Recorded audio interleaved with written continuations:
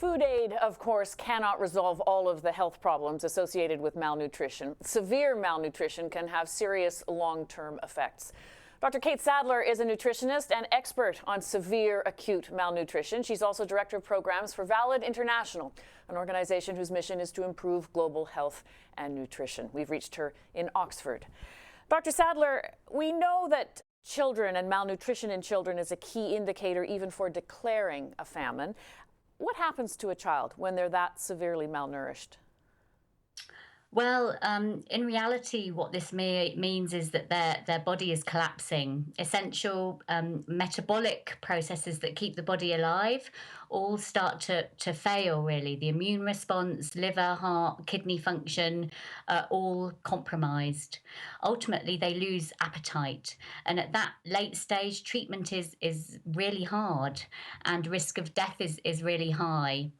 Even in hospitals, in fact, mortality linked to treating children with severe acute malnutrition is high, has been high, between 20 and 30%. And this can and is being reduced, but it involves running interventions that get to children much earlier in the process of malnutrition. And this means that treatment then is easier and the risks are reduced. This, obviously, when someone has been that sick at a young age, must have long-term consequences. Even if you manage to get to the child and they don't die, what are the long-term consequences for that child? Yeah, well, it casts a long shadow. Its consequences for children, even after the acute episode is resolved, include far greater risks still for poor health and dying from common illness such as diarrhea, because malnutrition reduces children's ability to fight infection and disease. And that comes at long-term financial and opportunity or time costs for families. Episodes of acute malnutrition early in life will also stunt growth, both physically and of the brain.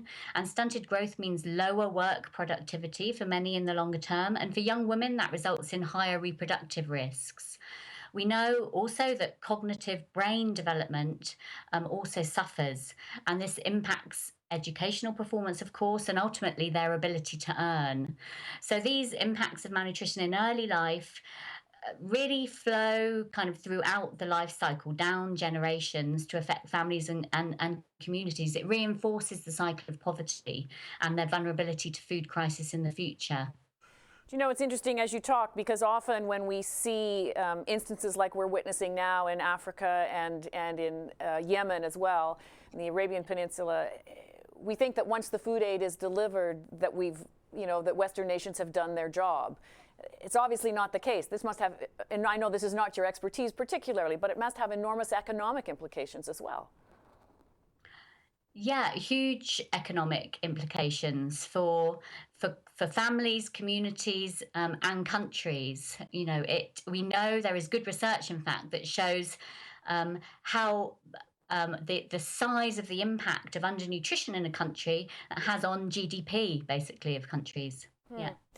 Famine is often described as something that is very slow moving, and you talked about early intervention being the issue here. What do you think needs to happen as we deal with these crises now? Well, there needs to be intervention earlier. Famine is always the extreme end of a long process, whereby families and communities have gradually, over very long periods of time, lost access to their means of securing food and healthcare. And usually this has been the result of an event or usually several events that have eroded people's assets and increased their vulnerability to poor health and malnutrition. So drought that causes several failed harvests, or protracted conflict that gradually reduces access to the land and infrastructure that people need to live. And this process might start with coping strategies that are relatively harmless, missing a meal here and there, or selling some goats, but ends with what we call, in development jargon, kind of crisis strategies, and distress migration is a good example.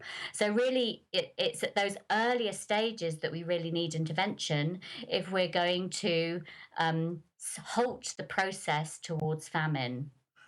Dr. Sadler, thank you very much for your expertise on this. No problem. Nice to speak to you.